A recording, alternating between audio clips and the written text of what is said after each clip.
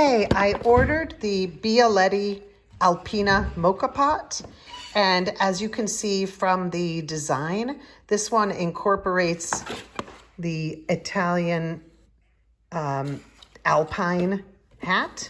So this is kind of cool because my great grandfather wore one, and I kind of wanted a coffee drinking summer, so I decided to order it. This is what you get, and I have unscrewed it to make it easier for filming. So what you have is, and I was told never, ever, ever use soap on this. Ever, ever. All you ever do is rinse it with water. So this is the pot. I put water in underneath. You can see the little valve inside. So the water level has to be under that. This is called the funnel. It looks like a coffee basket, but it does have a little funnel underneath. So the funnel would go in. You would normally put coffee in this. However, I was told that you do a test run to kind of clean it with just water. So that's what I'm going to do. When I have two hands, I'm going to screw this back on. I'm going to put it on the heat on my stove with the handle off of the heat and just boil that water through. And then stay tuned. Then we'll do the real. This is a trial run. Then we'll do the real run.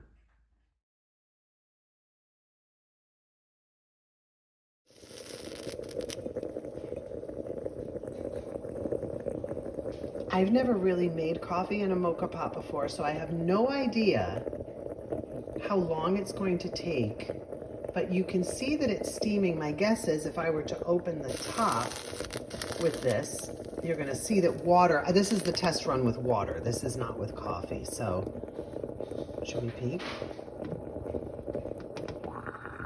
Oh, look at that. Yeah, there's hot water in there. Now, my only question is, I don't know.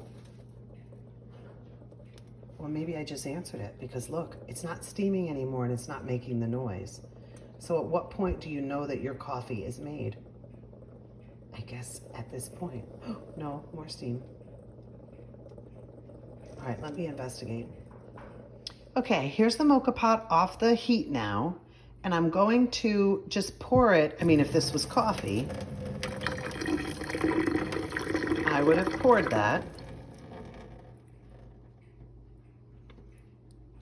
I'm moving it a little bit. Like I would think if there was still water in it, I would have heard the sloshing around. So my guess is it's pretty quick. This is how you clean it with the first use.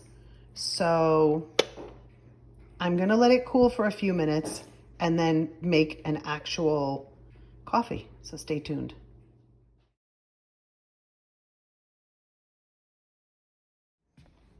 Okay, it cooled down in a few minutes.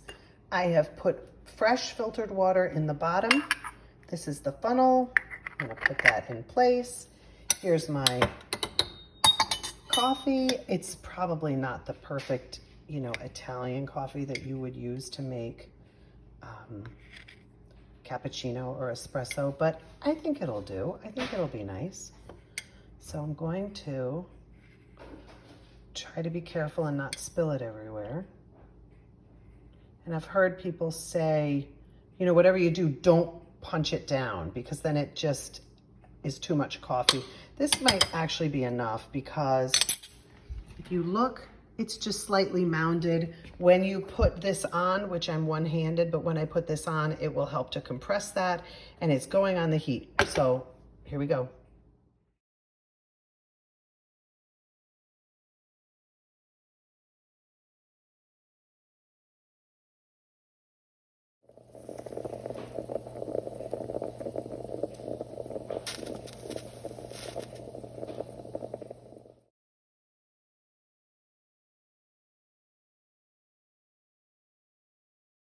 Okay, the coffee is brewed and I opened it, and with the end of the spoon, I'm just gonna stir it so that ensures when I pour 2 cups that somebody doesn't get super strong coffee and somebody get the watery or coffee.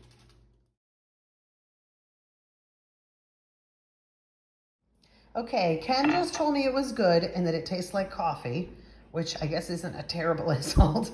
But what I just said to him is that I think I'll get better as I make it. So this is just a little splash of cream.